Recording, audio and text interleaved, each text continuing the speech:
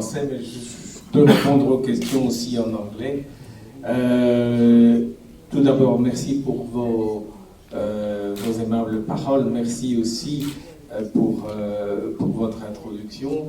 Et je crois que, avant de commencer à expliquer ce que c'est ECTA, je dois surtout remercier le président Mohamed Ali Toumi et toute l'équipe de l'AFTAV pour la superbe hospitalité, la superbe organisation qu'ils ont offert à ECTA pour cette 114e Assemblée Générale.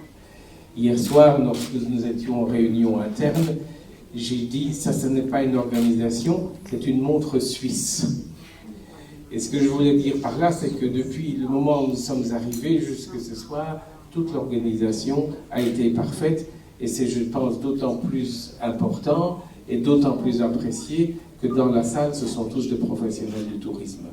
Donc des gens qui savent ce que veut dire organiser un congrès, organiser une conférence, et l'appréciation a été unanime. J'ai tenté si bien que l'AFTAV a eu un standing ovation de la part de tous les administrateurs de ECTA, les présidents, les secrétaires généraux qui étaient là. Qui sommes-nous? Qui est ECTA? Je remercie au président de nous avoir vieilli de 3 ans. Nous avons 55 ans. Pas moi, hein, je suis un peu plus vieux malheureusement. Mais nous avons été créés en 1961. Et à l'époque, c'était les 6 associations de ce qu'on appelait la Communauté économique européenne, qui est devenue plus tard l'Union européenne, qui se sont dit, mais ce nouveau groupement économique de pays va certainement avoir un impact positif sur le tourisme. Et c'est de là que ces 6 associations, le syndicat français, l'association allemande, italienne, belge, des Pays-Bas et du Luxembourg, ont dit on doit se réunir, on doit se voir, et c'est de là qu'est partie cette dynamique d'ECTA. Le président Mohamed Ali Toumi a dit fort justement qu'ECTA, pendant des années, a été l'association européenne, parce qu'il y avait aussi une association internationale qui s'appelait la FUAV, qui avait, elle, pour mission de réunir internationalement les associations du monde entier. Il s'avère qu'au fil des années, nous ne sommes plus restés à 6, mais ECTA compte aujourd'hui 36 membres. A chaque année une destination préférée, et nous avons aussi des membres alliés. Et il y a en 2000, nous avons rencontré le président Mohamed Ali Toumi régulièrement à des salons à Berlin, à Londres, lors d'un congrès international, et il m'a approché, il m'a dit, mais pour la Tunisie, ça serait quand même bien qu'on puisse être plus proche de nos collègues européens, parce que ce sont nos marchés émetteurs. Et nous étions, il est arrivé, je dirais, au bon moment, parce qu'au sein d'ECTA se menait une réflexion sur comment travailler plus en phase avec les principales destinations des marchés européens. Et les principales destinations pour les Européens quand ils vont en vacances sont tous les pays du pourtour méditerranéen, y compris bien entendu la Tunisie. Ça n'a pas pu se faire tout de suite parce que nos statuts ne permettaient que d'associer à ECTA des associations ou des fédérations établies en Europe.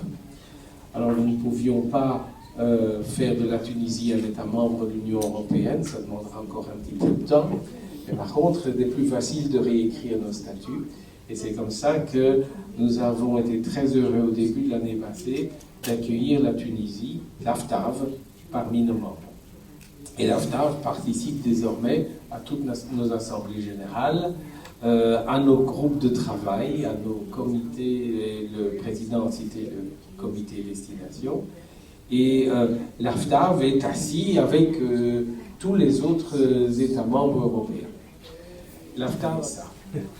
Vous aimez bien des formules quand vous rédigez vos articles.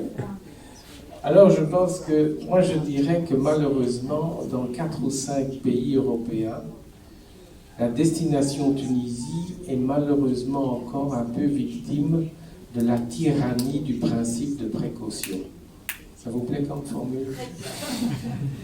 Et par là, je veux dire que, bien sûr, il y a eu des événements qui ont touché la sécurité du pays, des événements dramatiques, comme nous en avons eu à Bruxelles, comme malheureusement il s'en est passé à Paris, à Nice, et comme malheureusement il s'en est passé précédemment à Londres, à Madrid et dans d'autres capitales européennes. Je vis dans une ville, Bruxelles, qui est toujours sous état d'urgence. La France est sous état d'urgence. Nous savons que la Tunisie prend des mesures particulières de sécurité. Et nous pensons que sur base de la situation tout à fait tranquille qui règne en Tunisie maintenant depuis presque 2 ans, les États de l'Union européenne qui ont encore un avis de voyage qui déconseille les voyages vers la Tunisie devraient revoir leur copie et devraient réfléchir peut-être à modifier cet avis de voyage. C'est pour ça que 4 pays ne nous ont pas rejoints en Tunisie, c'est parce que par rapport à leurs autorités politiques, leurs autorités gouvernementales, ils se sentaient mal à l'aise de venir. Je sais qu'ils sont de tout cœur avec nous. Je sais que les tours opérateurs britanniques, leurs avions sont dans les starting blocks pour reprendre leurs opérations vers la Tunisie. Et c'est la même chose pour les tours opérateurs hollandais, les tours opérateurs belges, norvégiens, etc. Et on espère que ça se passera le plus vite. Et donc voilà l'arrivée de l'AFTA dans la grande famille d'ECTA. L'AFTA fait désormais partie de la famille ECTA. Ça fait partie avec l'Espagne, l'Italie, la Grèce, etc. Ils font partie des grandes destinations, les représentants des grandes destinations réceptives. Et bien entendu, ils participent à tous nos travaux, mais qui vont, on en parlera après, bien au-delà des questions entre marché émetteur, marché récepteur, mais qui concernent aussi le transport aérien, qui concernent la politique de protection des consommateurs, la formation.